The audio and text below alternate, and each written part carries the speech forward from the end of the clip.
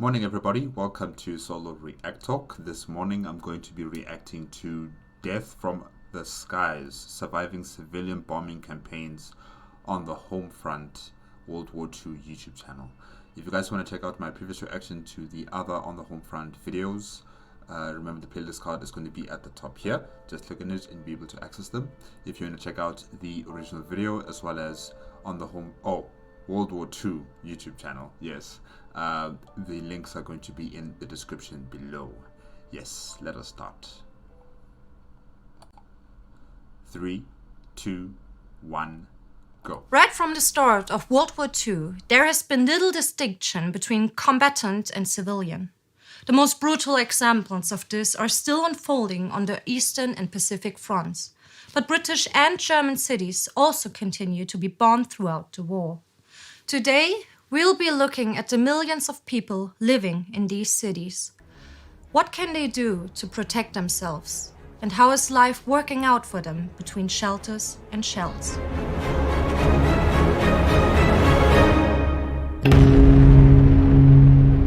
This is On the Home Front episode about life inside shelters. I'm Anna Deinhardt. Long time no see, Anna. Great Britain started constructing public shelters as far back as 1938, before the war began. For those caught out during an attack, there are wood-lined trench shelters dug out in parks and reinforced with steel and corrugated iron roofs. In London, the government also commissions a series of standalone shelters in the streets made of brick and reinforced concrete roofs. I wonder how many of these bunkers are still operational in today's world, or are still there, or have they been also converted into some sort of, I don't know, like public underground park? I'm just wondering, like, do they still utilize these bunkers for something else other than, a shelter for, protecting the civilians from bombing campaigns? Yeah, because this is like a lot of infrastructure, a lot of, protection infrastructure that is being built right under the city or, in public areas. And I mean, after the war, there has to be some use for some of these facilities, right? In Nazi Germany, the authorities prioritized building arms over shelters. But they do also start digging out wood-lined trenches in parks. Another pre-war form of the bunkers is the air raid tower, which the Germans start building in the mid-1930s in the industrial sites. Both countries also plan to use existing buildings. The basements of flats, factories, churches, and more are all potential air raid shelters.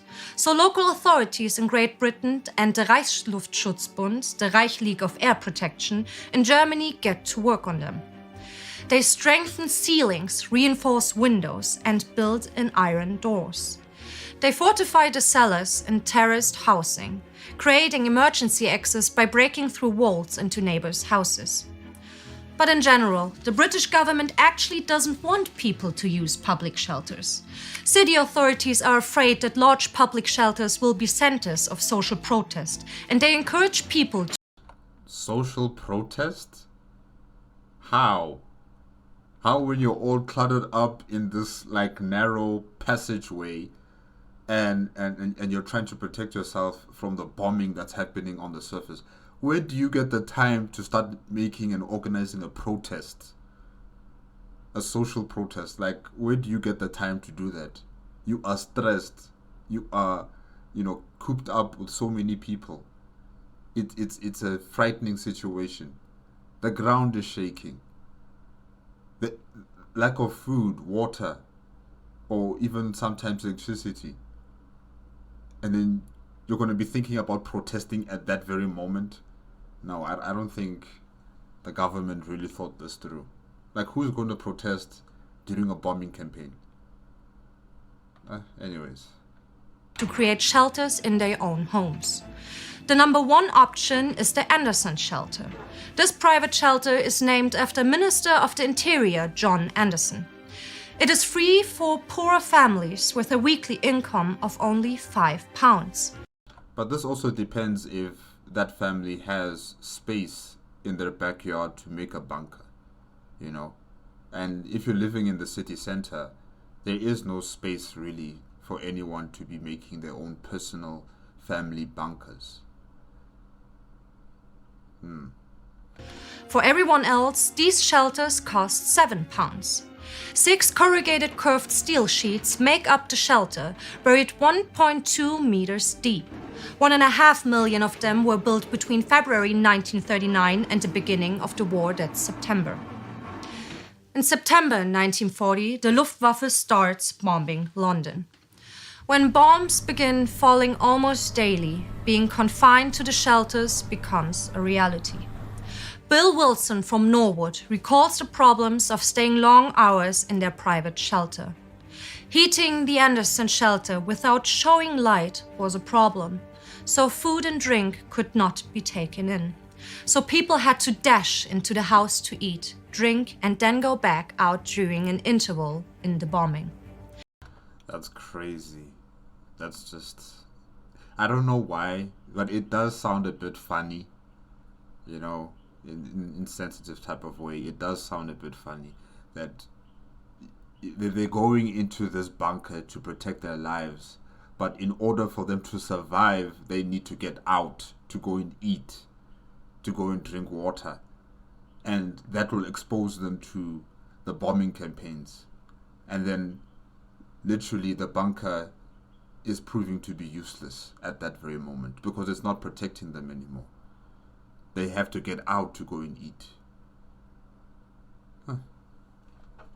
Some families keep buckets in the shelters if going out to relieve themselves is too risky. Still, for many middle-class families, it beats going into the public shelters, which are built from March 1940 onwards. Here, they have to deal with not only overcrowding and the complete absence of privacy, but also the resentment of their fellow citizens. Eileen Alexander, a wealthy young woman in London, writes to her sweetheart about what a woman from the poor and severely hit East End said to her in a shelter on September 11th. If one of your houses gets blown down, you can go to another. But the poor folks lose their homes and their families, and then they're left to shift for themselves. Ask them if they want peace. They're crying out for it, craving for it. They want to live. Class tensions such as this are a common feature of all public shelters, but there's still demand for them. By the second week of heavy bombing in September, the government begins opening the tube stations for citizens to shelter in. Around 150,000 Londoners spent their nights there in mid-September, declining to 100,000 during the winter. In November, the government starts fitting out the stations with triple bunk beds, first aid clinics, and chemical toilets. This is slowly becoming a city within a city. You know, you have your surface city, then you have your underground city, where there's also pollution facilities, probably also food. There's transportation through the trains that come through the subway. You know, it's literally becoming its own ecosystem where so much of the populace is underground, and you know that's their existence now. Yeah, it's becoming a city within a city. Shelter marshals sell season tickets to guarantee a bunk, but queuing still starts at 4 p.m. Or a lifeboat that is stationary, because not everyone can go underground, and now they're selling out tickets, like lottery tickets, to those who are lucky enough to get that chance to get into this lifeboat, which is the subways, you know, or the tube as they call it. So it's like a lifeboat and also a city within a city. In many stations, people form committees to organize their life underground. They even organize entertainment like dark matches, dances, and sewing circles. The Entertainment's National Service Association starts holding weekly concerts in about 20 shelters. City libraries give books to shelter marshals to pass on to people sheltering in the tube. definitely it's a city. In February 1941, the London County Council announces that 464 evening classes are meeting in the underground shelters. But when thousands of people are confined to a narrow and poorly ventilated space, sanitary conditions go out the window. Whether it is a tube station or a purpose-built shelter, colds, flus, lice, and skin diseases are the most common. A doctor complains in the British Medical Journal of November 2nd, 1940. We are all aware, medical and lay alike, that infection is spreading and that in the early spring months it cannot help but prove as great a menace as the bombs. And it is a catastrophe when there is a direct hit on even well-built shelters. When a bomb hits the shelter in Coronation Avenue in Stoke Newington in October 1940, it kills 160 civilians in one sweep. But with experience comes improvement. At the end of 1941, private shelters are improved. The government introduces the Morrison Shelter, named after the Minister of Home Security, Herbert Morrison. It can be used inside homes and replaces the Guys, no, this looks like a cage. And if this cage catches fire, you'll be cooked in there. I don't know, hey. Yeah, I'm not entirely sure I would want to be in something like this. It looks like a casket. It looks like your own death trap right there. But what are the chances? Well, maybe take away the carpets, take away anything that can catch fire, that's close to your personal bed bunker. Take away anything that can catch fire, and maybe it'll be better. Because really, if a bomb explodes on the house and things start catching fire, you'll be trapped in this thing. You'll be cooked alive. Morrison Shelter. 500,000 of them are distributed to the public. It is basically a cage. Only 76 centimeters high, it has a mattress-type floor, a steel plate on top, and welded wire mesh sides. Morrison shelters prove very effective indeed. One examination of 44 severely damaged houses by the Ministry of Home Security shows that out of 136 people inside Morrison shelters, only 3 have been killed and 29 have been injured. Okay, wow. That's quite impressive. That's really quite impressive. So I guess my scenario of you being cooked alive in this cage, doesn't really occur if only 3 people have passed.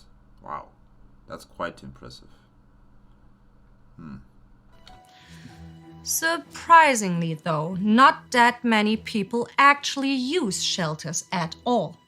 A government shelter census of November 1940 shows that only 4% are sheltering in the Tube in central London, 9% use public shelters, and 27% go into their domestic shelters.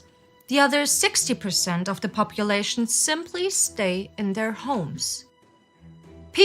Maybe because, the majority of the population don't all live in London or any of the other major cities, or if they do, they are on the outskirts of the city, where it's just mainly suburban life or even rural life.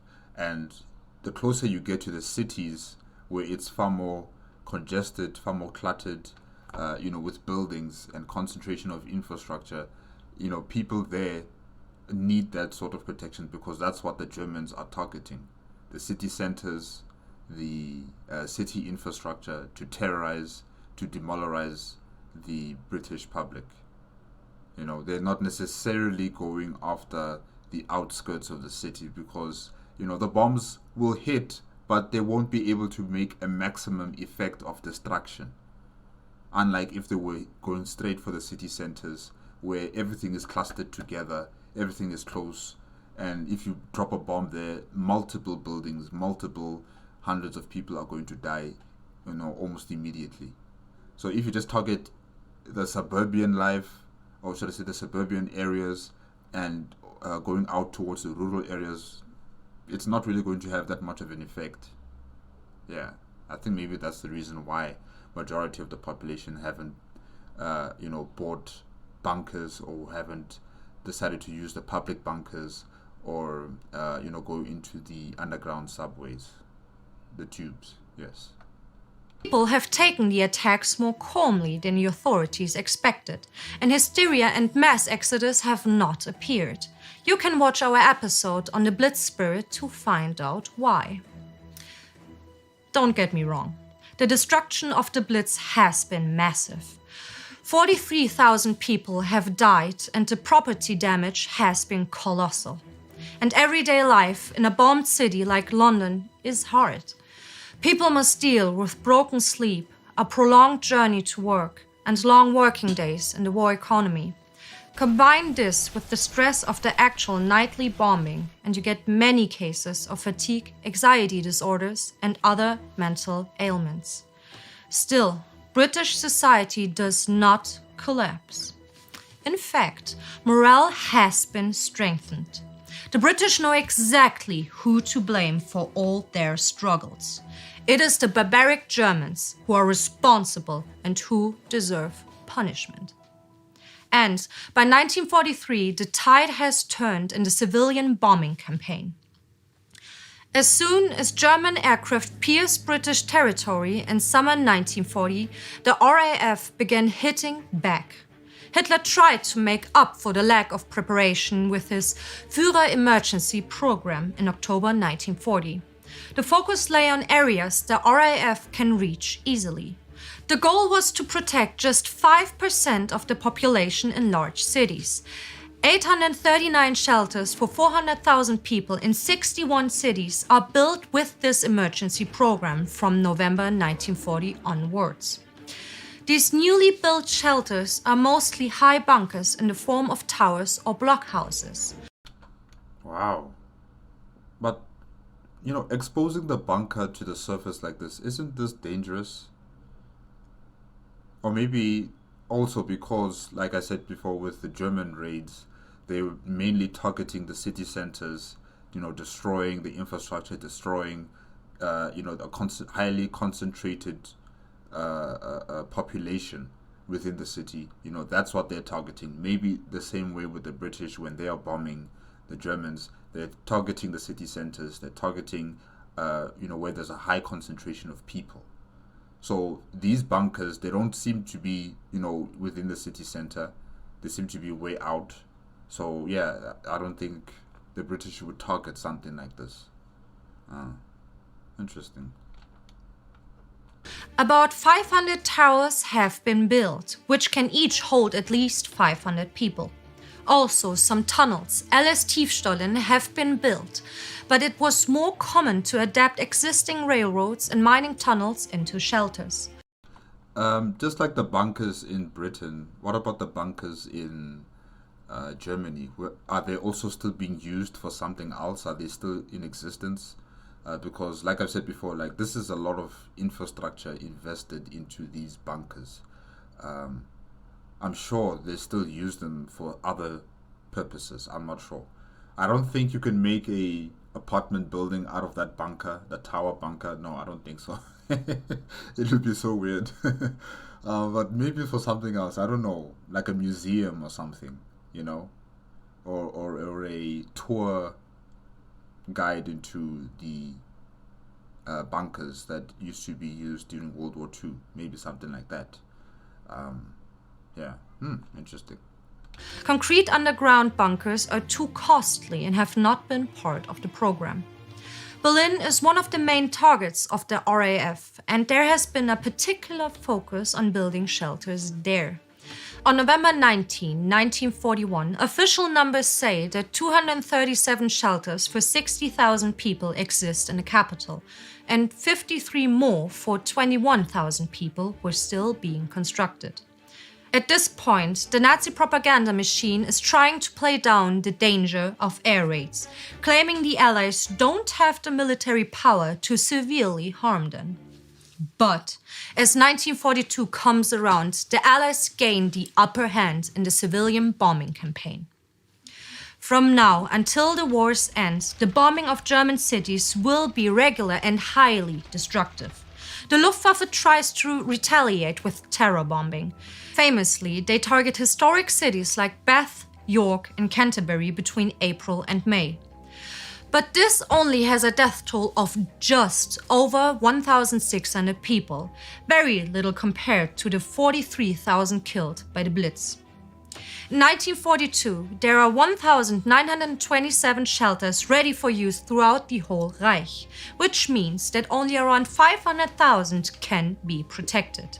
To get there as quickly as possible, people go to bed fully dressed and sleep next to a suitcase filled with the most important belongings. They also send sets of clothes and valuables to relatives so they won't be left with nothing if their houses are destroyed. The criteria for entry into the shelter are very strict. Often, only women, children, and male pensioners are let in. Adult men, including those on military leave, are banned from entry. Reich Marshal Hermann Göring will make this official practice in June 1943. And the few underground bunkers that actually have been built are strictly reserved for the Nazi party elite. And the casualties of bombings are shooting up. By autumn 1941, 4,464 people had been killed throughout the Reich in 15 months. In the single month of June 1942, there were more than 1,000 deaths from air raids. Mass homelessness also accompanies the destruction. The air raids on Berlin between January 16 and March 30, 1943 destroyed 20,000 houses. And just like in Great Britain, the Germans know who is doing this to them. Anti-British propaganda finds new fodder in the immensity of destruction. Yeah, it's back and forth. You bombed me, so we gotta punish you. You bombed us, so we gotta punish you. It's back and forth, back and forth. That's what happens during war. No one really cares how it started, but they care about what's going on that present time period in terms of the killings, the deaths, the destruction, and of course they care about how it will end, who is going to be the winner, who's going to be the loser. Yeah.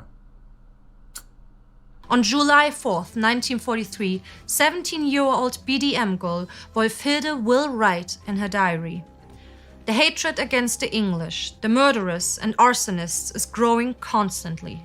We'll heave a sigh in liberation when the retaliation comes for all these heinous crimes." Retaliation follows retaliation. An eye for an eye. A tooth for a tooth. But what is forgotten in all this hatred is that, in the end, in both Great Britain and in Germany, there are people sitting in their shelters, afraid for their loved ones and themselves, and they bleed and die, just like each other. If you'd like to learn more about the continuing bombing of German cities, you can watch Spartacus's War Against Humanity episode, The Revenge Bombing of Germany. Don't forget to join the Time Ghost Army so we continue to teach our lessons of history for current and future generations. Join up at patreon.com or timeghost.tv and ring that bell.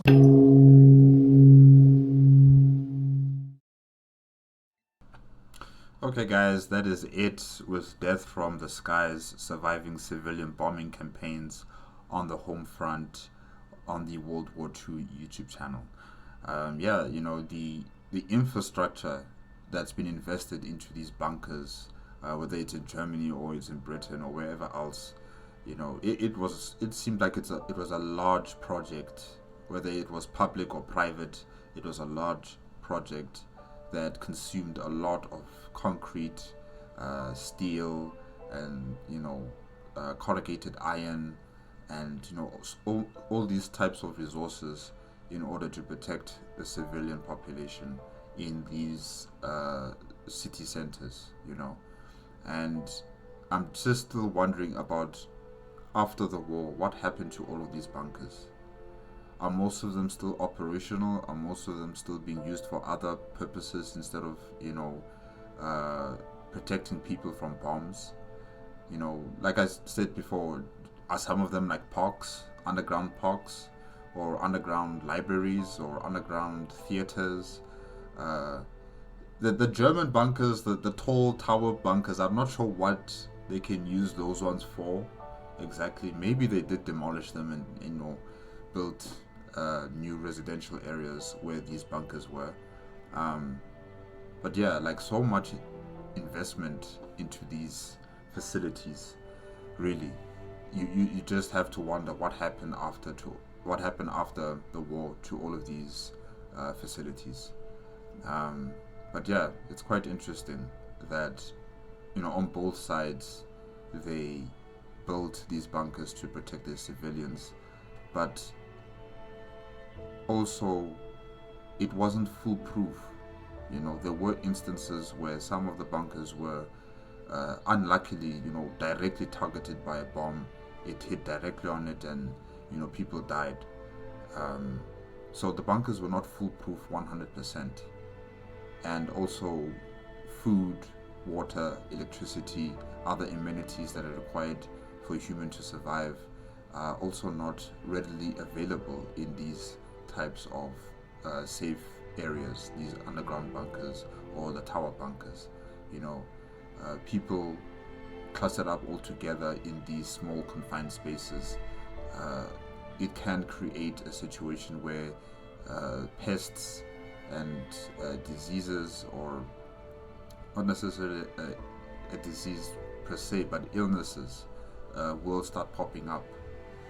So yes, bunkers can protect you for some time, but eventually, if you're there in long duration of time, the human body will be affected by that. You know, you need sunlight, you need the air, you need to eat, you need to drink something, you need to use ablution facilities. You know, you need to urinate, or you know, number two. So really, the bunkers were not 100% foolproof. It was just there as a protection for a moment. But then eventually, you know, people have to go out. People have to go back to work. People have to stretch their legs and breathe the air, you know, because the human mind is not meant to be confined in such a small space with so many people. And even if you do have entertainment, it's still not enough. You know, you really would want to get out there and just have the sun, you know, beat on your face, have the wind blow in your hair, you know, breathe in that air. So yeah, quite interesting. Alright guys, that is it for today with On the Home Front on the World War II YouTube channel. I almost said World of Warcraft. I don't know why am I mixing up these two words every time. But yes, that's it for today. Remember, if you want to check out the original video as well as World War II's YouTube channel, the links are going to be in the description below. If you like my reaction, please give me a like, comment, and subscribe to my channel. Click on the notification bell if you want to be up to date with my latest videos, and I'll see you guys hopefully next week. Okay, bye bye.